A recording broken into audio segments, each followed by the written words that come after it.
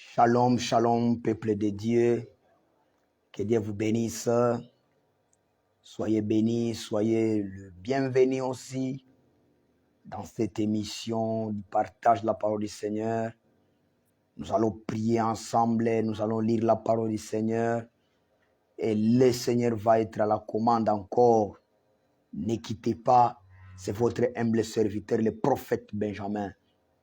Vous êtes nombreux, je sais que Dieu va faire encore des prodiges et des miracles. Dieu est là. Les combats contre les péchés, un signe de la présence de Dieu dans votre vie. Combat contre les péchés, vaincre les péchés est un signe. Combattre les péchés est un signe de la présence de Dieu dans ta vie. Si tu n'arrives pas à combattre les péchés, si tu n'arrives pas à faire la guerre contre les péchés, sache que la présence de Dieu n'est pas effective dans ta vie. Tout chrétien qui arrive à la maturité de comprendre que la première guerre qu'il faut mener dans le monde, que la première guerre qu'il faut combattre dans la vie chrétienne, c'est le péché. Si tu n'es pas arrivé encore à ce stade-là, si tu n'es pas encore arrivé à ce niveau-là, dis-toi que tu as encore des problèmes spirituels.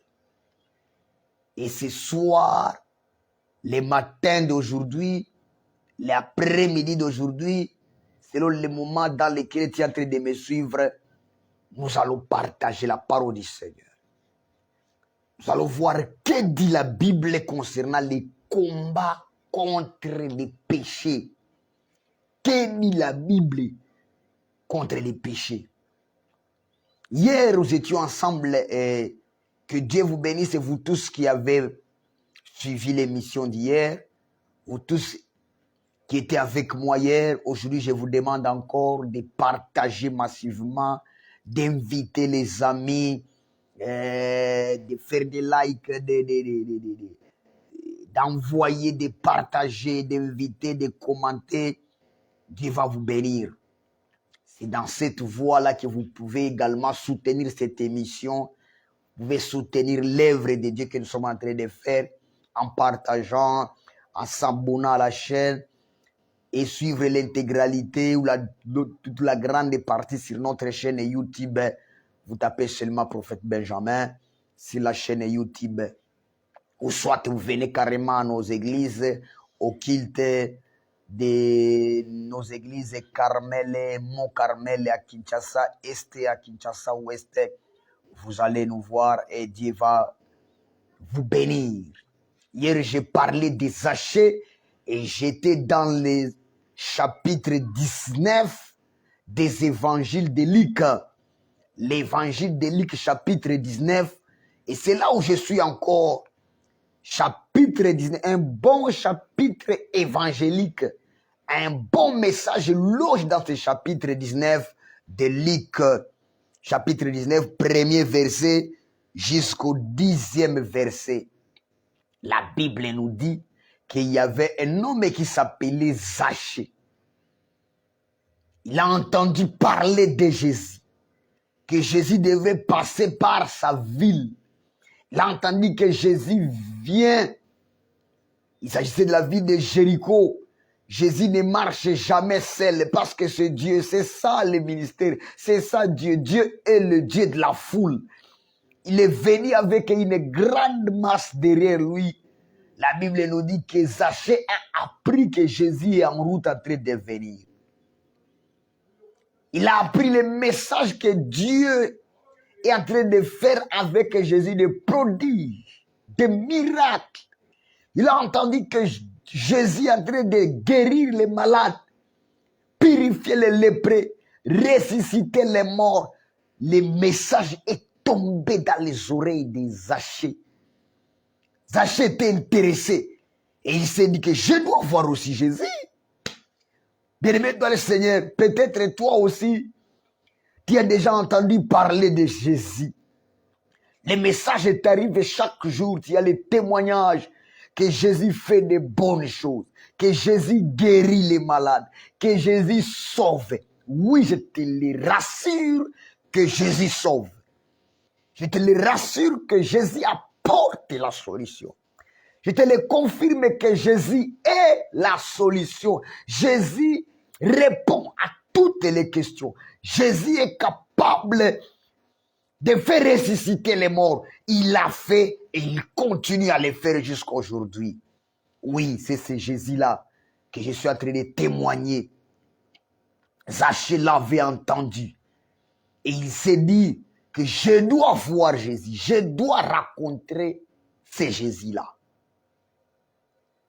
La Bible nous dit au deuxième chapitre, au deuxième verset, s'il vous plaît, de ce chapitre 19, que Zachée était un homme riche.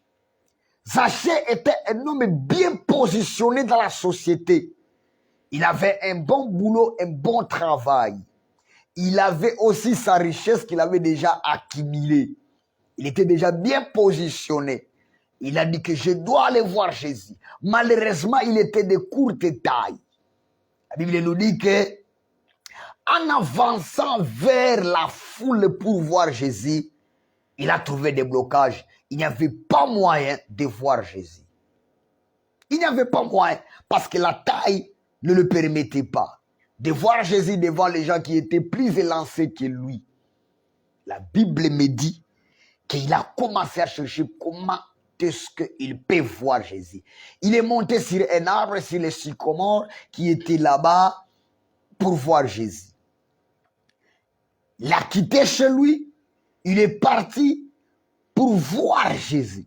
La Bible me dit que lorsque Jésus est arrivé là où Zachée était, Jésus fait élever les yeux et il voit Zachée.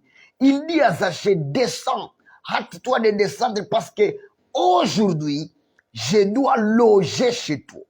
Aujourd'hui, je vais entrer chez toi. Bien-aimé, écoutez-moi, c'est là où je suis. Zachée qui était parti voir Jésus. Zachée qui avait l'intention seulement de voir Jésus. Dieu qui sait lire le cœur. Dieu qui sait sonder l'heureuse cœur. Dieu qui voit tout. Jésus qui connaît tout. Jésus qui était prophète et Dieu en même temps. Il a vu le cœur de Zachée. Il a dit à Zachée, descends, je viendrai chez toi aujourd'hui. Alléluia. C'est là où commence l'histoire. C'est là où commence le changement de la vie de Zachée.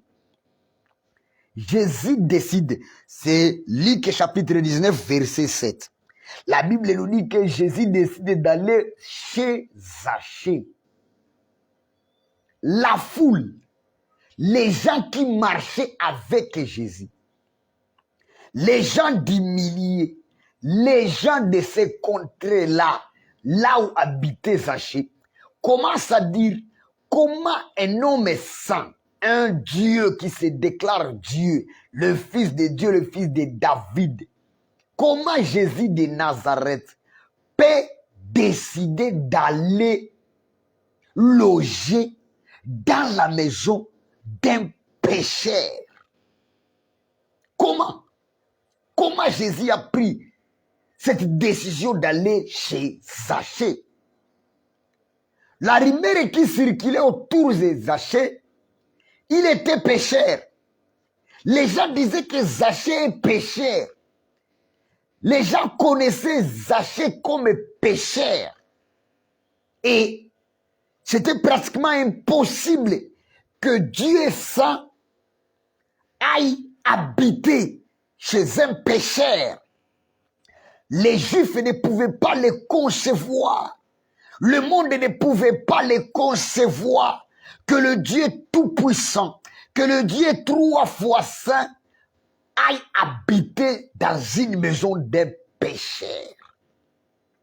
Ça, c'est le monde. Ça, c'est le monde.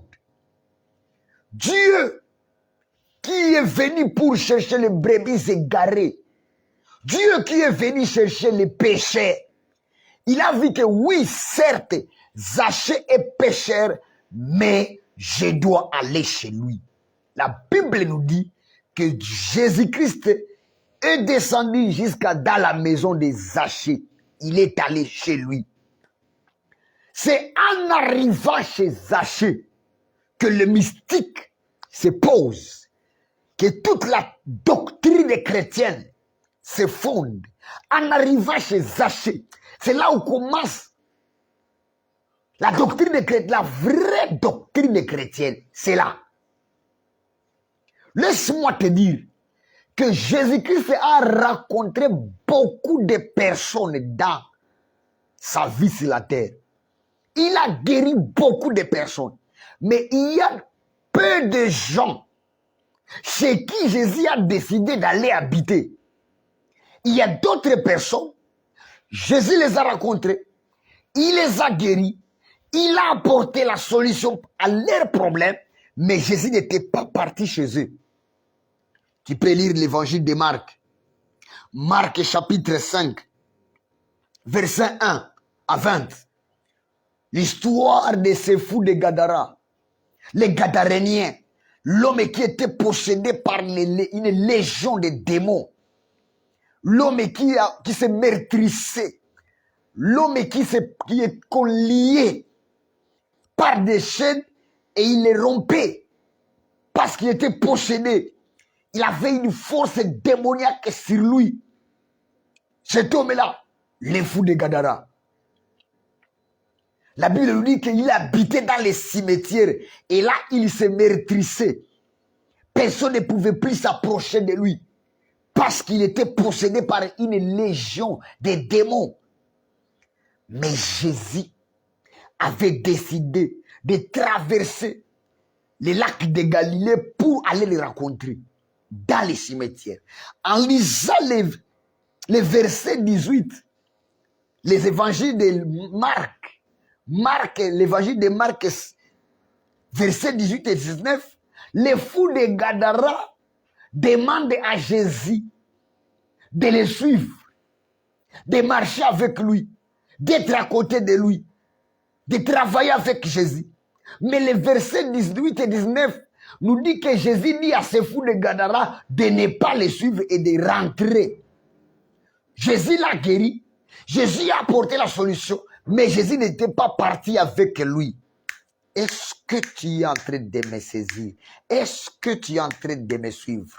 Je vais demander que tu puisses partager, que tu puisses inviter les amis. Dites-leur que il y a un message pour lui. La rencontre, les combats contre les péchés, c'est un signe de la présence de Dieu. Si tu n'as jamais combattu les péchés, même si tu dis que tu es dans la présence du Seigneur, on va douter de toi. Tu dois savoir qu'il y a un combat sérieux qui doit exister entre toi et les péchés. Tu dois savoir que tu es appelé à combattre les péchés. Commencez à inviter les amis. Les fous de Gadara, Jésus l'a guéri. Les fous de Gadara, il était abandonné par sa communauté. Il était abandonné par sa famille. Les fous de Gadara, la famille, la Bible nous dit qu'on essaie de les lier. Mais il ne pouvait pas parce qu'il rompait les liens. Il rencontre Jésus. Oui, Jésus les guérit. Mais Jésus ne marche pas avec lui. Il trouve les miracles, mais Jésus n'est pas avec lui. Il y a beaucoup de gens. Si la piscine de Jacques, le puits de Jacob, sur le puits de Jacob, Jésus trouve une femme. La Bible nous dit le dialogue entre Jésus et la femme, c'était un bon dialogue. Il pose la question à cette femme. Qui est ton mari? La femme répond, je n'ai pas de mari. Jésus lui dit, oui, tu as bien répondu parce que tu en avais et c'est même celui avec qui tu vis pour le moment ne t'appartient pas. La femme se rend compte qu'il est devant un prophète. La femme se rend compte qu'il est devant le Messie. Et Jésus lui dit, oui, écoutez, je suis le Messie parce que l'heure vient et il est déjà là où les vrais adorateurs, maintenant, je suis en train de les chercher. Les vrais adorateurs qui vont adorer les pères en vérité et en esprit. La Bible nous dit que la femme avait abandonné sa cruche Et elle est partie, elle a commencé à prêcher, mais elle n'était pas partie avec Jésus. Mais je suis en train de parler, la rencontre, la présence du Seigneur dans ta vie. Cette fois-ci, Zachée, lui, avec Jésus dans la même maison. Jésus entre dans la maison de Zachée. C'est là où commence les mystiques, c'est ce que je te disais. C'est là où commence la doctrine chrétienne. La Bible nous dit ceci. Jésus arrive dans la maison de Zachée. Jésus frappe le cœur de Zachée. Jésus touche l'âme de Zachée. La présence de Jésus touche le corps, les nerfs, la vie, les tympans, le cerveau. Tout le corps de Zachée est touché par la présence de Jésus. Zachée commence à dire des choses qu'il ne pouvait pas dire toute sa vie. Oh, alléluia. Zachée commence à avouer les choses qu'il ne pouvait jamais dire toute sa vie. Il ne pouvait jamais les dire. La Bible me dit qu'il a quitté chez lui. Il est allé chercher Jésus. Il est monté sur l'arbre. Là, il ne disait rien. Il a dit, mais Jésus décide d'aller chez lui parce que Zachée avait des choses à dire. Zachée avait des choses à avouer devant la présence du Seigneur. Zachée nous dit ceci. Zachée nous dit ceci. Bien-aimé, Zachée nous dit ceci, verset 8. Luc, chapitre 19, verset 8. Zachée dit, Seigneur, si j'ai pris des choses, verset 7, si j'ai pris des choses aux gens, je vais les restituer parce que ta présence apporte à moi le sentiment de la repentance.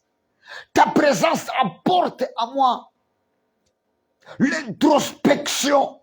Quand Jésus est présent, l'homme entre dans le moi. L'homme entre dans son moi. Quand Jésus est là, l'homme fait l'introspection. La présence du Seigneur t'amènera à reconnaître ce que tu as fait, bien que personne ne te le reproche. Bien qu'on ne te le dise jamais que c'est un péché, mais quand tu es dans la présence du Seigneur, la présence du Seigneur automatiquement commence à te dire que ça, c'est mauvais.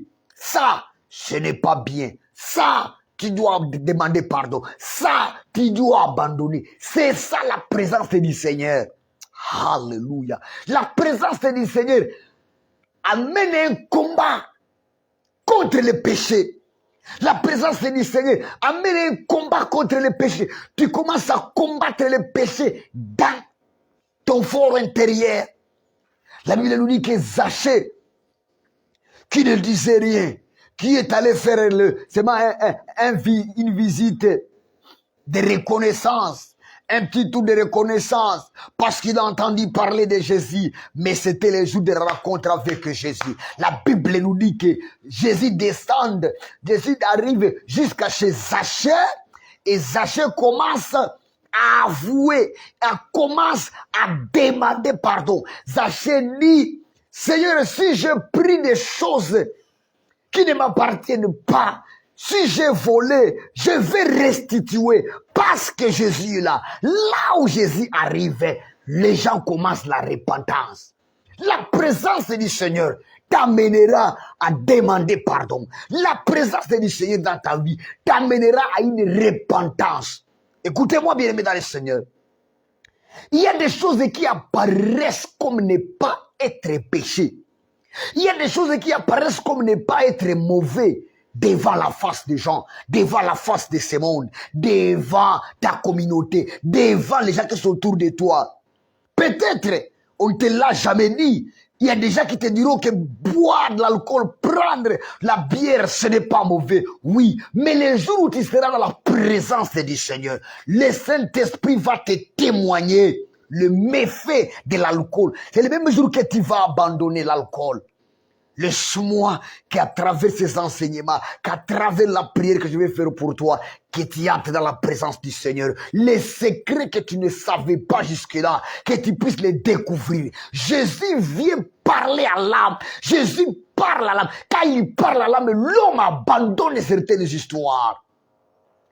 Bien-aimé, laisse-moi te dire que aujourd'hui les enseignements peuvent être là pour te cajoler, pour te dire que tu peux faire ça, tu peux ne pas faire ça. Mais quand tu entres dans la présence du Seigneur, Jésus amène la vraie doctrine. Jésus amène les vrais enseignements. J'ai vu les gens pleurer, demander pardon pour des histoires qui paraissent comme être bonnes, pour des histoires qui ne sont pas des péchés aux vies et aussi de tous, mais parce que Dieu, le Saint-Esprit les a convaincus. J'ai vu des mamans qui ne tressent pas des cheveux. Quand vous leur posez la question, maman, pourquoi toi tu ne mets pas tu ne tresses pas des cheveux? La maman te dit que le Saint-Esprit m'a convaincu.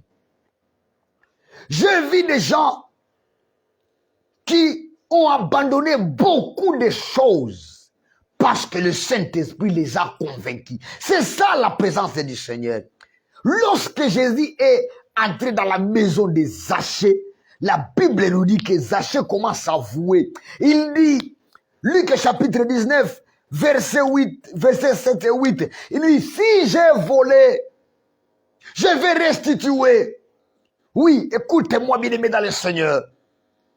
Les combats contre les péchés, c'est ça la vie chrétienne. Tout chrétien doit savoir que les péchés, c'est le premier adversaire qui bloque l'évolution. Le péché détruit l'homme. Le péché détruit les couples. Le péché détruit le travail. Le péché détruit les ministères. Dieu peut t'appeler. Oui. Tu peux avoir les dons, mais si tu vis dans les péchés, les dons vont se détruire. Mais quand tu entreras dans la présence du Seigneur, le Saint-Esprit va commencer à te convaincre. Voilà pourquoi Jésus nous dit, je vous enverrai, je vais envoyer un consolateur. Celui qui va vous convaincre, c'est le Saint-Esprit. Tu as encore des discussions jusque-là concernant les péchés. Parce que tu n'es pas dans la présence du Saint-Esprit. Parce que tu n'es pas dans la présence de Dieu. Tu as encore des lacunes. Tu ne sais pas qu'est-ce qui est péché et qu'est-ce qui n'est pas péché. Parce que tu n'es pas dans la présence du Seigneur. Je t'invite d'entrer dans la présence de Dieu. Tu sauras qu'est-ce que signifie le péché. La présence de Dieu peut t'interdire de manger certaines choses. La présence de Dieu peut t'interdire de boire certaines choses. La présence de Dieu peut t'interdire de ne pas aller à de tel endroit. La présence de Dieu peut te séparer même des gens. Oui, oui. Le Saint-Esprit peut te guider, peut t'amener de mener une vie en quarantaine. Une vie en quarantaine. Une vie en solo. Tu n'as pas de conflit avec les gens, mais le Saint-Esprit lui-même, pour mener une bonne guerre contre les péchés, le Saint-Esprit peut te retirer au milieu des gens. Oui. Et si ça arrivait chez toi demain, que le Saint-Esprit te demande de te séparer des gens, ne trouve pas ça lâche, louche ou n'interprète pas ça très mal. Parce que la présence de Dieu peut t'amener dans une autre dimension que tu ne connais pas. La présence de Dieu t'amènera à lutter contre les péchés à chaque moment. Parce que le Saint-Esprit n'habite jamais, jamais là où les péchés règnent. Là où les péchés règnent, le Saint-Esprit ne régnera pas là-bas. Voilà pourquoi tu dois mener une vie de repentance. Et c'est ce que fait Zachée. Il commence la repentance. Or, quand nous disons la repentance, nous voyons ce qu'on appelle en grec métanoïa, le changement. le changement des mentalités, le changement des mentalités, le changement des comportements. C'est ça la métanoïa. Dans la repentance, il y a 3 dimensions de la repentance. La première dimension, ou le premier degré, ou la première catégorie de personnes qui doivent faire la repentance, c'est l'abandon des mauvais chemins. Chaque fois que nous disons repentance, il y a des gens pour qui la repentance veut dire abandonner les mauvais chemins. Quand quelqu'un est dans les mauvais chemins, on ne peut pas lui demander de faire la repentance. On lui demandera tout simplement d'abandonner les mauvais chemins. Les mauvais chemins. Ésaïe chapitre 55, verset 7. Ésaïe 57, verset 55, verset 7. La Bible nous dit que l'homme méchant abandonne ce mauvais chemin. Pour toi, ce n'est pas la repentance, mais c'est l'abandon du mauvais chemin. Je prends l'exemple facile. Quelqu'un qui marche avec les fétiches, qui pratique le fétichisme. Celui-là, ce n'est pas la repentance, il doit abandonner le fétiche qu'il utilise. Quelqu'un qui adore les idoles, on ne peut pas lui demander de faire la repentance, parce que demain il va revenir encore pour adorer les idoles. Il faut lui demander d'abandonner cette voie-là. Il est dans une mauvaise voie, dans les mauvais chemins. Toi qui adores les idoles, les statues, tu es dans les mauvais chemins.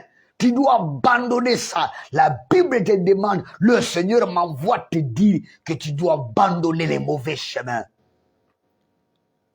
Quelqu'un qui est dans le groupe des malfaiteurs, association des malfaiteurs, un groupe de malfaiteurs, même s'il se répand, son entourage va encore le tirer à commettre les péchés. Ce qu'on va lui demander, c'est de quitter ce groupe-là, c'est d'abandonner les mauvais chemins. Ça sera pour lui une repentance.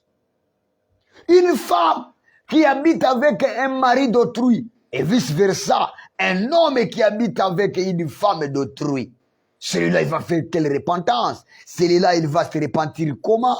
Pour elle et pour lui, c'est d'abandonner les mauvais chemins. Abandonnez seulement les mauvais chemins.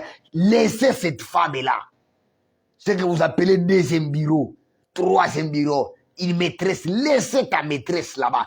Pour toi, la repentance, c'est abandonner les mauvais chemins. Pour toi, la repentance, c'est de laisser cette maîtresse-là. C'est de laisser ce mari-là qui ne t'appartient pas.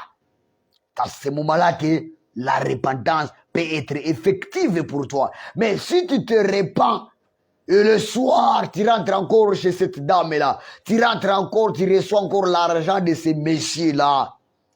Ta repentance n'est qu'une lettre morte. Donc la première catégorie de la repentance, c'est d'abandonner les mauvais chemins. Ésaïe 55, verset 7. Que le méchant abandonne son mauvais chemin. La deuxième catégorie de la repentance, pour lutter contre les péchés, parce que c'est un combat que tu dois mener quotidiennement. Si tu as les mauvais chemins, tu quittes les mauvais chemins. La deuxième catégorie, c'est de se convertir,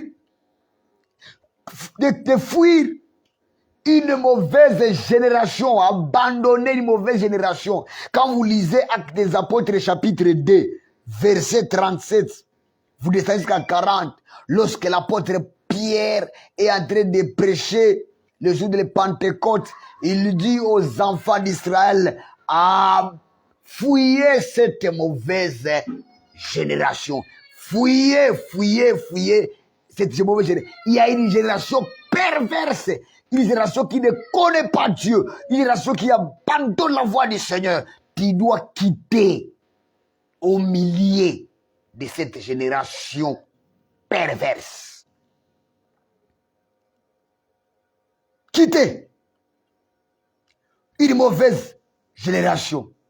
Tu vas te demander pour comment et pourquoi. Oui, tu sais que notre père Abraham, il habitait dans un pays, dans une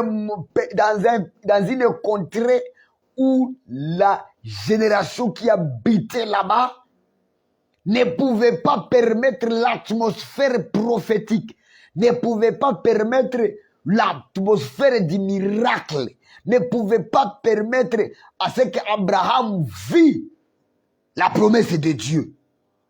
Et lorsque Dieu l'appelle, Genèse chapitre 12, Dieu dit à Abraham, quitte ton pays, quitte ta parenté, la famille, la génération, quitte ton village, quitte, oui, je le répète, quitte ton pays.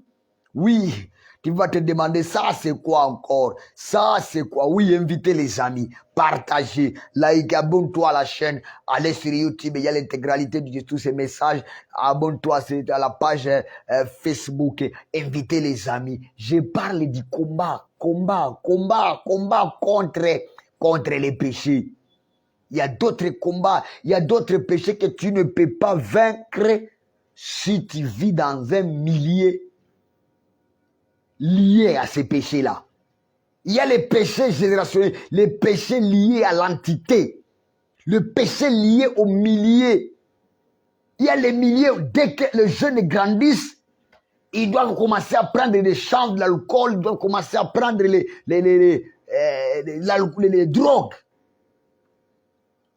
Ils doivent se bagarrer pour peser leur poids s'ils peuvent se tenir debout devant les autres jeunes. À 13 ans, on organise des combats de quartier, d'un quartier A vers un quartier B. Vous devrez vous combattre. Vous devez vous battre et voir qui va gagner. Si tu vis dans une contrée pareille, si tu vis dans un quartier pareil, tu penses que tu vas te repentir comment? Tu vas vaincre ça comment? Tu dois quitter. Tu dois quitter. Si Dieu avait demandé à notre père Abraham de quitter, il y avait de quoi? Il y avait de quoi? Il y a de ces milliers-là, de ces familles-là qui demandent aux enfants, filles, avant de se marier, de passer les rapports avec leurs parents ou parentes. Des personnes avec il y a les mêmes parentés. Parce que dans ces familles-là, l'inceste, ce n'est pas un péché dans leur tradition. Et tu vas vaincre ces péchés comment? Tu vas vaincre ça comment si tu ne quittes pas ta famille? Laisse-moi te dire que cet enseignement, tu ne peux pas l'avoir chez toi. C'est seulement chez ce prophète Benjamin. Je te dis la vérité, il y a des familles qu'il faut quitter. Des familles, une maman qui te demande qui demande à sa fille d'aller se débrouiller. La fille ne travaille pas, la fille ne fait rien. Mais à la maison, lui dit, va te débrouiller. Et demain, tu vas revenir avec quelque chose. Les avenirs, les quartiers où le proxénétisme est encouragé, où les maisons de tolérance sont encouragées. Ce contrée-là, tu veux y vivre comment et craindre Dieu. Les péchés règnent dans les milliers. Il y a des milliers sacrifiés aux idoles. Il y a des familles, vous naissez directement, on bombarde sur votre main des chapelets. Pourquoi ne pas te dire la vérité? Pourquoi ne pas te dire la vérité? L'enfant de 2 mois, 3 mois, on lui met déjà le chapelet. Il apprend déjà le rosaire, il commence, il continue. On lui présente, c'est pas les statues de Marie, c'est pas la statue, c'est pas de qui de Marie, la statue de Bouddha, la statue de, c'est pas de qui. On te présente quelque chose. Comment tu vas vaincre cette idolâtrie-là si tu ne quittes pas cette génération-là? Et l'apôtre Pierre, il était loin du Saint-Esprit le jour de Pentecôte et il dit, fouillez cette génération perverse. Oui, je pense que c'est le moment, avec la montée en crescence, la montée de l'homosexualité, avec la montée de nudistes, avec la montée, on est en train de libéraliser les secteurs, l'homosexualité. Si tu vis dans un pays où l'homosexualité, le taux est élevé, et tu es tenté à chaque fois, tu penses que tu vas vaincre ces péchés comment? Si tu ne fuis pas, si tu ne quittes pas, si tu n'abandonnes pas, tu vas combattre, mais à un moment donné, tu seras cuit. Tu dois quitter. La Bible nous dit que l'heure était arrivée et Dieu a dit à Abraham, quitte. Le papa d'Abraham, c'était l'idolâtre.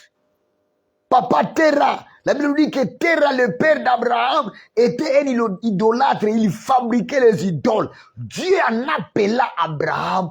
Il demande sagement et divinement à Abraham de quitter son père.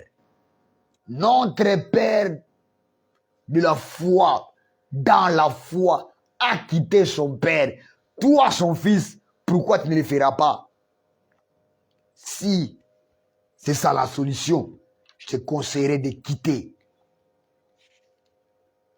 Ça sera pour toi une repentance. Parce que même si tu te répands aujourd'hui, et tu rentres à la maison, tu rentres à l'école, tu rentres au travail, tu rentres là où tu habites quotidiennement, là où tu fais tes activités, ça recommence, tu dois quitter. Tu dois quitter pour que ta repentance soit effective. La troisième catégorie, c'est pour les chrétiens. Tu es chrétien, tu te repens, tu as commis des péchés, tu dois te repentir une seule fois. Et tu commences les combats que je suis en train d'enseigner. Ne tombe pas aujourd'hui et tombe encore demain.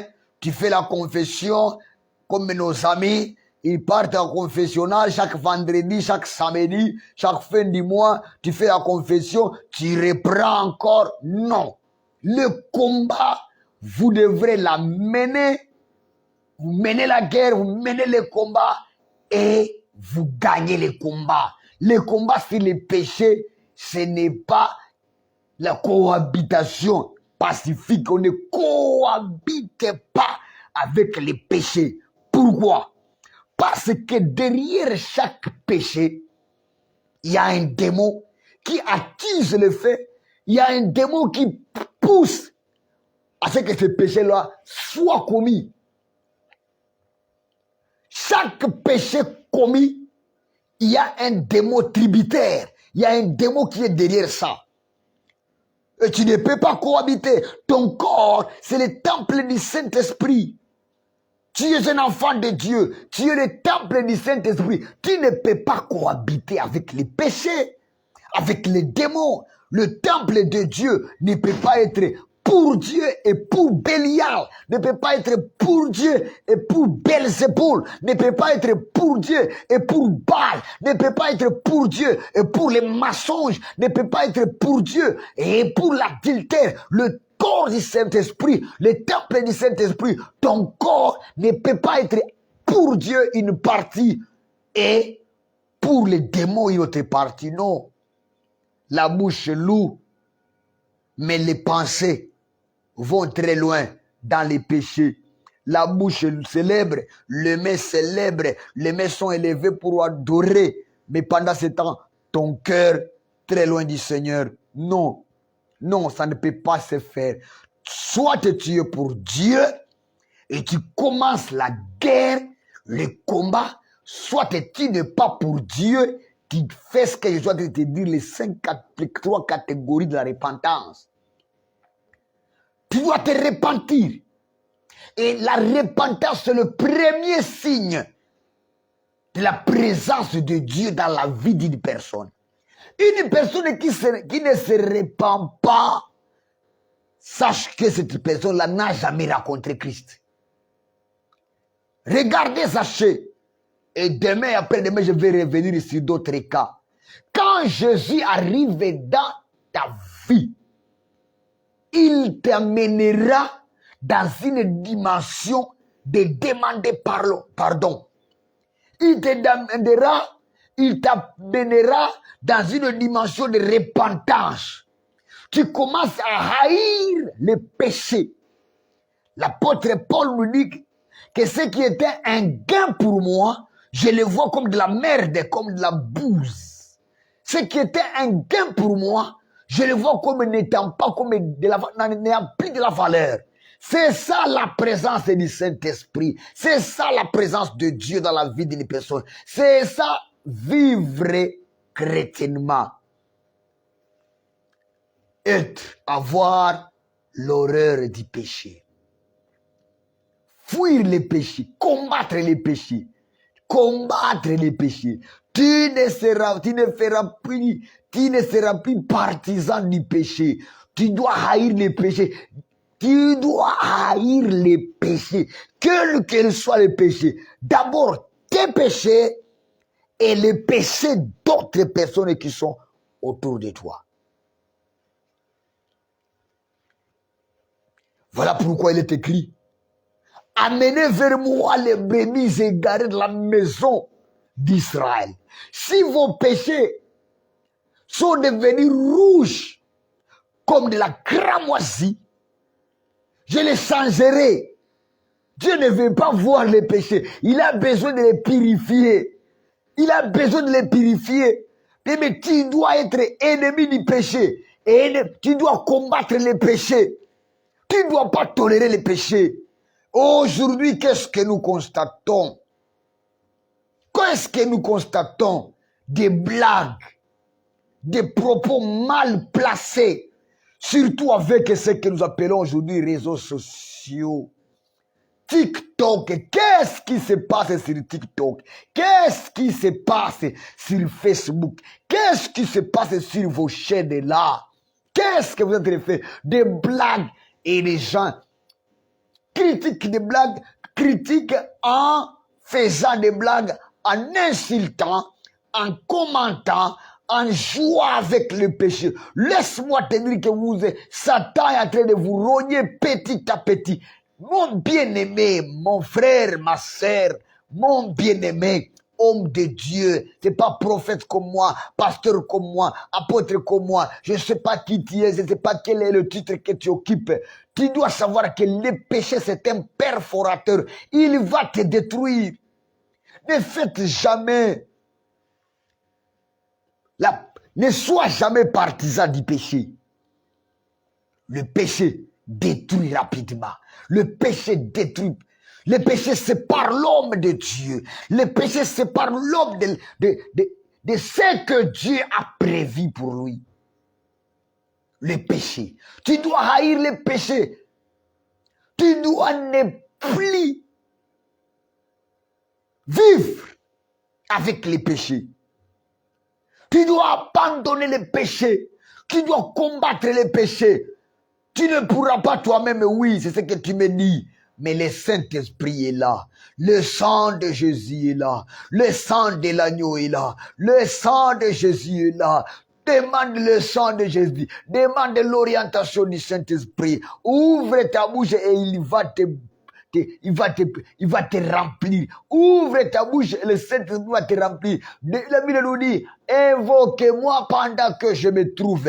Quand tu évoques Dieu, quand tu demandes pardon, il viendra. Dites à Dieu, aide-moi à ne plus revenir dans le péché.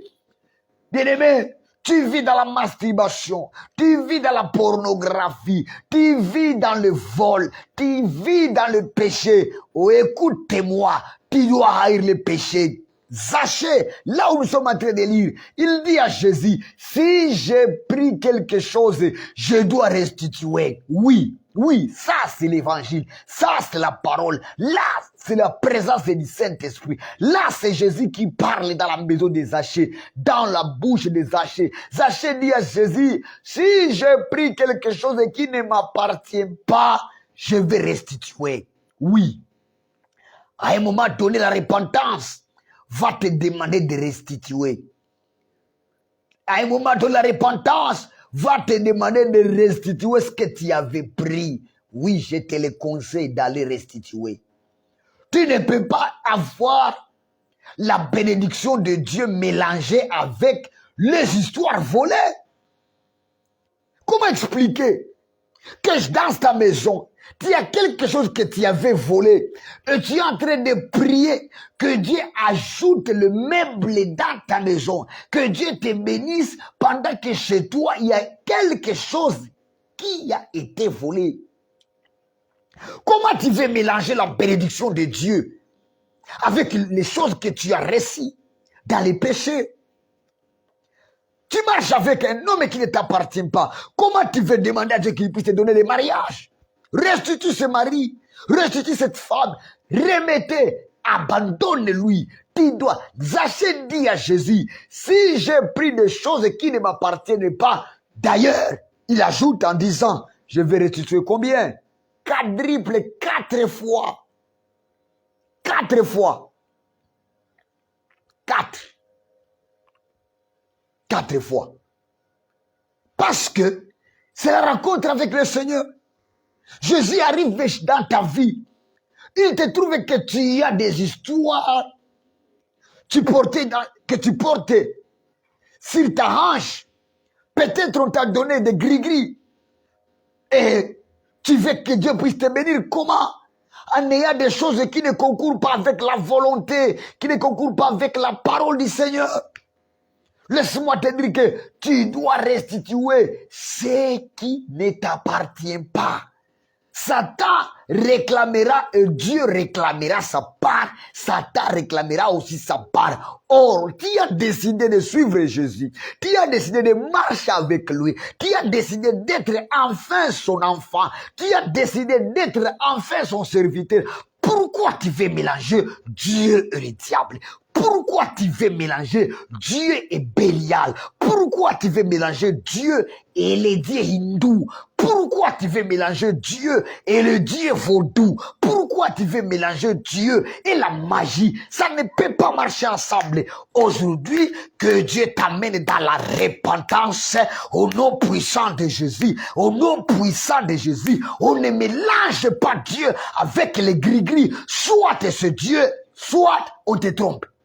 Parce que là, il n'y a pas la solution. Parce que là, c'est des pires mensonges. Il n'y a rien chez les vaudous. Il n'y a rien chez les féticheurs. Il n'y a rien chez les sorciers. Il n'y a rien chez les Indiens. Il n'y a que en Dieu où il y a la solution. Le Dieu de la Bible, le Seigneur des Seigneurs. Oh, alléluia. L'agneau immolé, celui qui a donné sa vie à Golgotha. Je l'appelle Yoshua Mashiach. Je l'appelle mon Rédempteur. Je l'appelle Jésus-Christ. Je l'appelle mon sauveur. C'est celui-là qui sauve. C'est celui-là qui apporte la solution. C'est celui-là que je suis en train de témoigner. Bien-aimé dans le Seigneur, laisse-moi te dire qu'il a besoin de toi. Laisse-moi te dire que tu dois restituer. La restitution. Est-ce que ça te dit quelque chose? Est-ce que tu te reproches de quelque chose? Est-ce que tu te reproches de quelque chose? Est-ce que tu dois restituer quelque chose? Oui. Regarde bien. Dans ce que tu perçois comme salaire, qu'est-ce qu'il y a? Qu'est-ce que tu dois restituer? Regarde bien. Dans tes amis, dans tes meubles, dans tout ce que tu as comme intérêt, qu'est-ce qui arrive et qui n'appartient pas à Dieu? Qu'est-ce qui arrive et qui n'appartient pas à Dieu? Tu dois savoir qu'on ne mélange pas la bénédiction céleste et la bénédiction terrestre. Ça ne se mélange pas. Voilà pourquoi beaucoup de gens ne sont pas bénis. Voilà pourquoi beaucoup de gens ne trouvent pas la grâce de Dieu. Voilà pourquoi beaucoup de gens, ils ne voient pas l'accompagnement du Saint-Esprit dans ce qu'ils sont en train de faire. Parce que tu mélanges. Tu mélanges. On ne mélange pas Dieu. Tu mélanges aujourd'hui. Pendant que tu es en train de me suivre, bien-aimé dans le Seigneur, abandonne ce qui ne t'appartient pas. Abandonne comme Zachée avait dit à Jésus, je vais restituer ce que j'avais pris. Parce que le salut est venu chez moi. Laisse-moi te dire que le salut, la présence du Saint-Esprit t'amènera à reconnaître ce qui est à Dieu et ce qui n'est pas à Dieu. La bénédiction de l'Éternel, il est écrit qu'il n'est pas suivi de chagrin. Il n'est pas suivi de chagrin. Quand Dieu bénit, il ne retire pas. Quand Dieu bénit, il donne avec vérité et sincérité. Il donne avec action de grâce. Il donne avec reconnaissance. Quand Dieu bénit, il apporte sa bénédiction. C'est la main de l'Éternel qui amène la bénédiction. Même les mondes des ténèbres ne peuvent jamais bloquer ce que Dieu décide de bénir. Ça, c'est ça la parole du Seigneur. Bien-aimés dans le Seigneur, combat contre les péchés. Le péché détruira ta bénédiction. Le péché bloquera ta bénédiction. Le péché empêchera à ce que tu ne puisses pas palper la promesse faite pour toi, la promesse que Dieu t'avait donnée. Aujourd'hui, je vais prier avec toi. Aujourd'hui, je t'invite à dire à ton âme, à dire à Jésus, entre dans ma vie, entre dans mon âme, purifie-moi, sanctifie-moi, touche-moi. Oh, alléluia. Et pendant ce temps, je vais prier pour toi. Le Saint-Esprit va te saisir. Le Saint-Esprit va te parler. La nuit d'aujourd'hui, la journée d'aujourd'hui, le moment maintenant, pendant que tu es en train de m'écouter, alléluia, que tu sois touché, que le Saint-Esprit commence à te convaincre, que le Saint-Esprit commence à te toucher concernant les péchés, ce que tu as commis, que tu puisses être capable à combattre ces péchés-là. Tu n'arrives pas à vaincre la masturbation. Tu n'arrives pas à vaincre les femmes ou les maris de nuit. Tu n'arrives pas à vaincre les mensonges. Tu n'arrives pas. Laisse-moi te dire qu'il y a celui qui va t'aider. C'est le Saint-Esprit, l'Esprit de Dieu. Qu'il puisse t'aider. Qu'il puisse t'aider dans le nom puissant de Jésus-Christ. Je déclare que le Saint-Esprit entre dans ta vie. Que le Saint-Esprit amène une aide pour toi. Que tu sois capable à vaincre les péchés dans le nom puissant de Jésus. Que tu sois capable à vaincre les péchés dans le nom puissant de Jésus, que tu sois capable à vaincre le péché dans le nom puissant de Jésus, que tu sois capable à vaincre les mensonges dans le nom puissant de Jésus, que tu sois capable à vaincre les mauvaises pensées dans le nom puissant de Jésus, que le Saint-Esprit te touche, que le Saint-Esprit te transforme, que le Saint-Esprit t'amène à être capable à vaincre la tricherie, à vaincre la corruption dans le nom puissant de Jésus, dans le nom puissant de Jésus. Je déclare sur toi que tu sois capable à vaincre le péché, que tu sois touché par l'Esprit de Dieu, que tu sois touché par l'Esprit de Dieu. Oh, alléluia. Oh, Saint-Esprit, touche tes enfants. Oh, Saint-Esprit, touche ton église. Oh, Saint-Esprit, touche ces garçons, touche ces papas, touche cette fille, touche ces mamans, touche cette famille. Oh, alléluia. Celui-ci qui est en train de me regarder, qui est en train de me suivre maintenant, qu'il soit touché par toi, qu'il soit vainqueur, plus que vainqueur devant les mal, devant les péchés, qu'il soit capable à dire non au péché, qu'il soit capable à dire non aux propositions diaboliques, à dire non au péché diabolique, qu'il soit capable dans le nom puissant de Jésus-Christ. Oh, alléluia, alléluia. Merci Saint-Esprit, parce que tu vas sauver ce pays, tu vas sauver cette jeunesse, tu vas sauver cette jeunesse, tu vas sauver les églises, tu vas sauver le corps du Christ contre la doctrine démoniaque. Tous ces gens qui viennent avec les mauvais enseignements et ils veulent détourner plus d'un, ils veulent détourner les esprits faibles. Saint-Esprit, je prie à ce que tu puisses intervenir. Saint-Esprit, que tu puisses apporter la solution. Oh Saint-Esprit, je suis là devant ta présence. Toi qui amènes la conviction, amène la conviction dans ce pays, amène la conviction, oh alléluia, dans ce couple. Cette femme qui ne demande plus pardon à son mari, elle se donne toujours raison. Ce mari qui ne demande plus pardon à sa femme, il se donne toujours raison. Oh Saint-Esprit, je déclare qu'il soit convaincu, parce que le Saint-Esprit amène la conviction dans le nom puissant de Jésus, dans le nom puissant de Jésus, dans le nom puissant de Jésus, dans le nom puissant de Jésus. Oh Saint-Esprit, toi qui parles tantôt d'une manière, tantôt d'une autre, je sais que tu es en train de parler avec ton corps, avec le corps du Christ.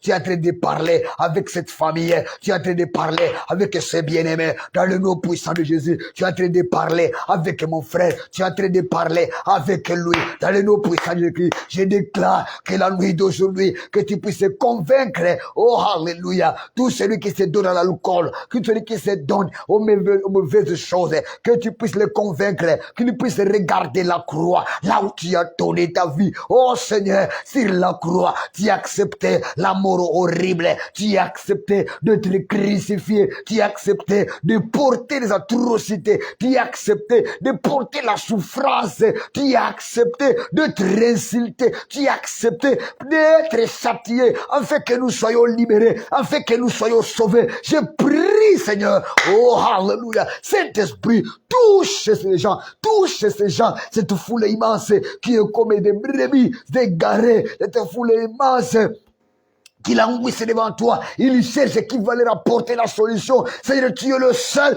capable d'apporter la solution. Tu es le seul capable de sauver les gens. Tu es le seul capable de sauver. Car ta croix sauve, ta croix sauve, ta croix sauve, et ton sang purifie dans le nom puissant de Jésus, dans le nom puissant de Jésus-Christ. Alléluia, alléluia, amen, amen. Amen. Bien-aimé dans le Seigneur, je t'invite à participer à nos cultes et à nos programmes. Chaque soir, heure de Kinshasa, 21h, nous avons les programmes. Nous prions, nous partageons la parole du Seigneur. Je t'invite chaque soir à 21h d'être avec nous. D'être avec nous, de partager. Je t'invite, si tu es à Kinshasa, de participer dans nos programmes de prière. Nous avons la prière chaque mardi et jeudi de 9h jusqu'à 12h à Kinshasa Ouest, dans la commune de Ngaliema, aux zones, quartier Pangala, quartier Musei, avenue Pangala, numéro 27. Chaque mardi de 9h à 12h, jeudi de 9h à 12h. Et dans le Kinshasa Ouest, nous avons le programme de culte d'enseignement, mercredi, vendredi à 17h, mercredi, vendredi, heure de Kinshasa. Si tu es à Kinshasa, je t'invite de participer, de venir à nos programmes. Dimanche, de 9h à 12h, nous sommes en passe à Kinshasa Est et Kinshasa Ouest. Kinshasa Est, nous sommes en passe à la commune de Lancélé, en diagonale de l'aéroport d'Enjili. Nous sommes là-bas, avenue Sainte-Lucie. Si vous entrez là-bas, arrêt Carrière jusqu'à l'avenue qui va suivre, c'est l'avenue Kayembe, numéro 2, Église Carmel. Venez nombreux mercredi 17h, venez nombreux vendredi 17h, venez nombreux dimanche à 9h. À Passa, à Tchangou. Dieu va vous bénir, Dieu va vous visiter, Dieu va vous toucher. Il y aura de la prophétie, il y a chaque jour la délivrance, la prophétie. Viens, Dieu va te parler à travers sa parole. Le grand prophète, c'est la parole du Seigneur. Dieu va te bénir dans le nom puissant de Jésus-Christ. Amen. Que Dieu vous bénisse abondamment. Amen.